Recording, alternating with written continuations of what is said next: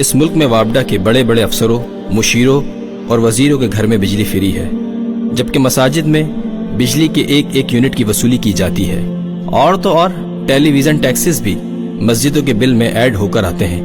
اسلامی جمہوریہ پاکستان میں موجود کچھ مساجد ایسی بھی ہیں جہاں 5000 کا بل آ جائے تو مساجد میں 4 دن چندے کے اعلان کیے جاتے ہیں اور بجلی کے بل اتارے جاتے ہیں، اور بل نہ دینے کی صورت میں ان مساجد کے میٹر کی لائن بھی کاٹ دی جاتی ہے، اور نمازی جن میں بزرگوں کی تعداد قدرے زیادہ ہوتی ہے وہ مجبور ہوتے ہیں نماز اور عبادات انہی حالات میں قائم رکھیں۔ نیا پاکستان بن چکا ہے، کیا ہی اچھا ہو کہ نئے پاکستان میں مسجدوں کو بل سے استثناء کیا جائے۔ وابڈا کے افسران جو بھاری تنخواہیں اور مراعات لیتے ہیں، ان کے گھروں میں بجلی کے بل ان کے استعمال کے مطابق آئیں اور مسجدوں میں یوٹیلیٹی بل کو فری قرار دیا جائے۔ اس سے نہ صرف ہم اللہ کے گھر کی خدمت کر سکیں گے بلکہ اپنی آخرت بھی سنوار سکیں گے۔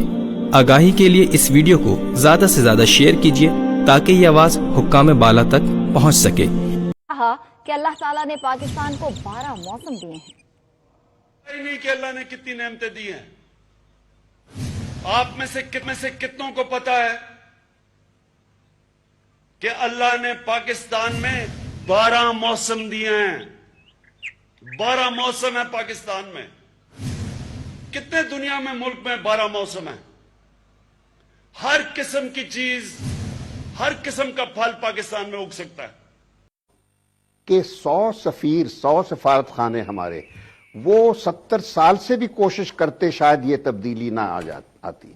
یہ تبدیلی ہے ہمارے ہاں ایک اوپر کے لیول پر، لیڈرشپ کے لیول پر ایک نئی قسم کا لیڈر آنے کے بعد یہ تبدیلی ہے کہ دنیا میں جو پرسپشن ہے پاکستان کی وہ بدل رہی ہے۔ تو یہ ہمیں ایکسپٹ کرنا ہوگا۔ یہ اور بات ہے کہ ہماری قوم ابھی اس لائق نہیں ہے کہ وہ ایک ایماندار انٹیگریٹی والے لیڈر کو برداشت کرے، ڈائجسٹ نہیں کر پا رہی، کیونکہ عادت پڑی ہوئی ہے ان کو، ہم لوگوں کو، کہ we are not use to that kind of leadership. لیکن دنیا میں اتنی پذیرائی ہوئی ہے کہ جتنی ہمیں آج تک نہیں کبھی ملی تھی، اتنی اچھی باتیں سننے کو۔ پریزیڈنٹ ٹرمپ انڈیا کی سرزمین پر مودی کی موجودگی میں، اس کے سارے جو ریڈیکل ساتھی تھے ان کی موجودگی میں پاکستان کی تعریف کر رہا ہے، اور پھر 29 تاریخ کو وہ کچھ ہونے جا رہا ہے جس کا جو ہماری ویری انٹرسٹنگ۔ شمشاد صاحب، آپ نے سمندر کو کوزے میں بند کر دیا۔ میرے ساتھ رہیے، بہت زبردست۔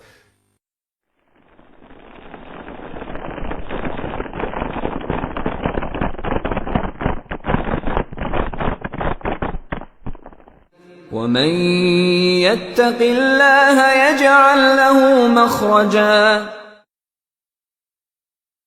ہمیں عمران خان وہ تقریر کر کے بتائے جو کنٹینر پہ کیا کرتا تھا کہ بجلی مہنگی ہوگی وزیر اعظم چور ہے، گیس مہنگا ہوگا وزیر اعظم چور ہے، دوائیں مہنگی ہوگی وزیر اعظم چور ہے، آٹا مہنگا ہوگا وزیر اعظم چور ہے۔ عمران خان چور ہے، خود اس نے کہا تھا وہ چور ہے، چور ہے، چور ہے۔